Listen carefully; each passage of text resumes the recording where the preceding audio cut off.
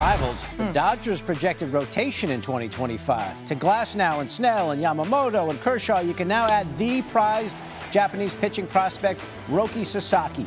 The 23-year-old posted on Instagram he intends to join the world champion Dodgers, picking them over the Padres and Blue Jays. LA said to be planning on a six-man rotation this season, and they certainly have the arms for it. Our senior MLB insider, Jeff Passan, staying up late with us to talk about this big deal. So let's presume for a moment here, Jeff, that not everyone watches YouTube videos of Nippon professional baseball. You tell us what makes this young pitcher so special. He throws really hard. He throws strikes. He strikes guys out. He doesn't give up home runs. It's essentially like the starter kit, David, for a pitcher that you want. And Roki Sasaki's fastball is at 100 miles per hour. There's a little dip in it last year, but still played in the upper 90s. He throws a split-finger fastball that's just absolutely devastating. And it might be the best splitter in the world. He complements it with a slider. But the biggest part of this is that he's really cheap for the next few years. He signed for only $6.5 million. He's going to be at the major league minimum for the next 3 years. And in arbitration, cheap salaries 3 years beyond that. So not only is he a great pitcher, it is at a great price as well. Okay, so all those bona fides, everyone's going to want this guy, and yet it's the Dodgers who get him. Walk us through how this went down. Well, from the beginning, teams believed that the Los Angeles Dodgers were going to get Roki Sasaki because of a very simple fact. They said, we want to paint Japan Dodger blue. And they went and got Shohei Ohtani, and they got Yoshinobu Yamamoto, and all of a sudden, arguably the three best Japanese pitchers in the world are in the Los Angeles Dodgers rotation. And when you add Tyler Glasnow to that and Blake Snell on top of that, if the Dodgers go to a six-man rotation this year, and maybe that sixth is Clayton Kershaw, who presumes to be coming back, you are talking about six either Cy Young winners, frontline guys, number ones, people who could be number one. It's one of the best rotations that we've ever seen, and the Dodgers are the defending World Series champions, and to add Blake Snell and Roki Sasaki in the same offseason, it's just the matter of the rich getting richer. Yeah, and you know that the other ball clubs are not thrilled about all of this. That LA seems to have cornered the market on all these great Japanese players. What are you hearing? What's the chatter around the league about what happened here?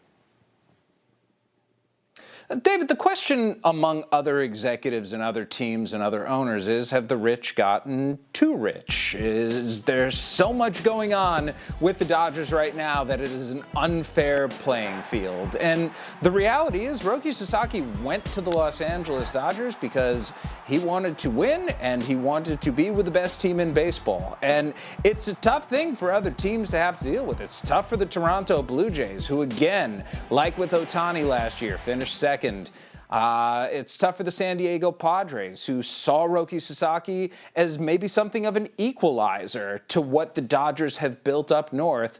At the end of the day, though, the Dodgers got the guy, and this team that's already great, David, is even better now because of it. It sure is. And as you mentioned, they got him cheap, and they've got him for a long time. He won't be free agent eligible for 6 more years, so he's under team control for a long period of time. Jeff giving us some baseball news here in the dead of winter. Now, if you don't believe Jeff on how good this guy is, well, let's show you a few moments from Roki Sasaki's career so far. This is April 10th, 2022. He's just 20 years old. In his start against the Oryx Buffalo, Sasaki had the best pitching performance of his young career. He threw the first perfect game in Japanese baseball in 28 years. Sasaki would strike out 19 batters, including 10 straight strikeouts from the end of the first inning through the fourth. His 19 strikeouts tied the MVP record for most strikeouts in a game as Sasaki's Mariners defeated the Oryx 6-0. And then just a week later, next start, he follows up the perfect game by pitching 8 more perfect innings against the Hokkaido Nippon Ham Fighters. Struck out 14 batters, removed after the 8th inning with 102 pitches thrown, finished the game having retired 52 consecutive batters. That's an NPB record.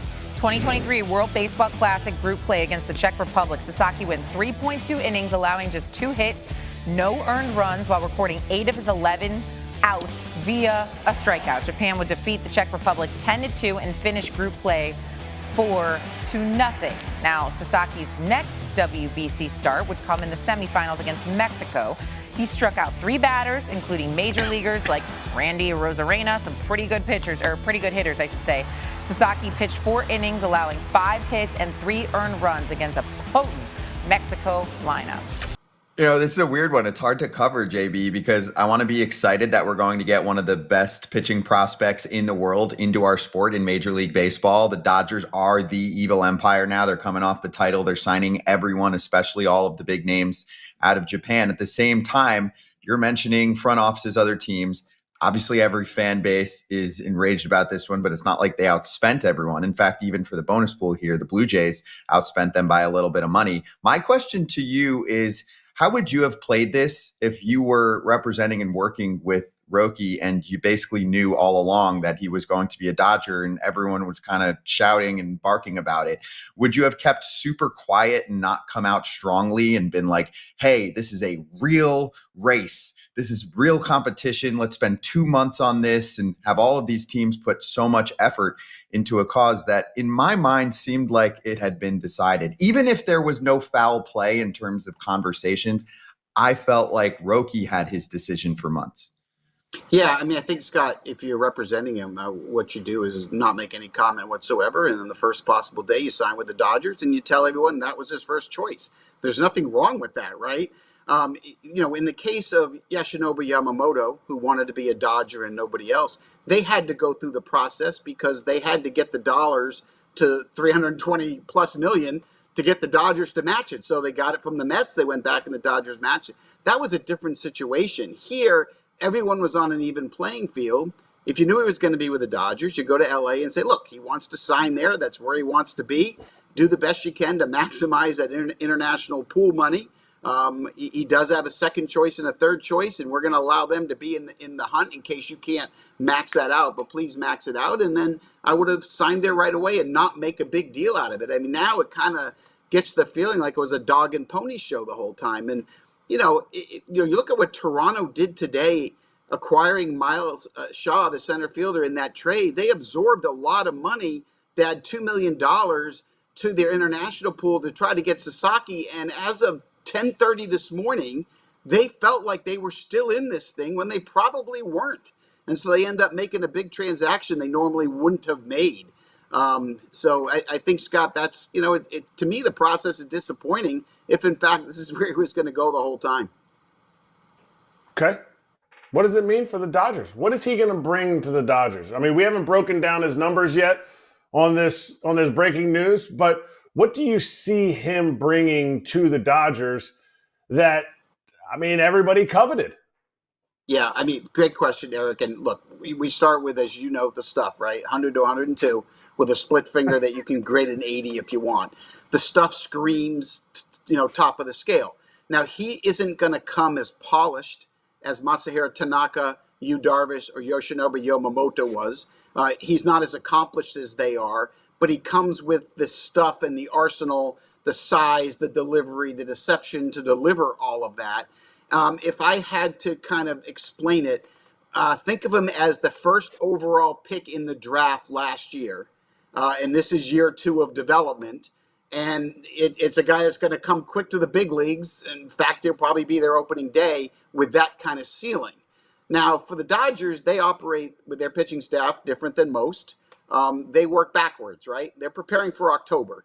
How can I make sure that my pitchers, my starting pitchers, don't have too many innings, are ready to go in October? How can I maximize their ability then? So they can bring Sasaki along closely. They're not going to ask him to make 30 starts and pitch 180 innings. They probably have him go 140 innings and develop him, right? And he's going to be in a room with a tremendous amount of future Hall of Famers like Clayton Kershaw, great pitching coaches, tremendous analytic department, a lot of great technology that's going to help get him better. So he's going to come in a perfect spot. He's not going to have a lot of pressure. They're going to be able to develop him. And by October, who knows, he might even be pitching game 1 of the World Series. Woo, and maybe he'll be pitching in one of those 2 opening games just because it's in Japan, although I know they have to manage innings, but you could have Yamamoto and Roki Sasaki pitching in Japan with Ohtani DHing and getting ready to pitch. So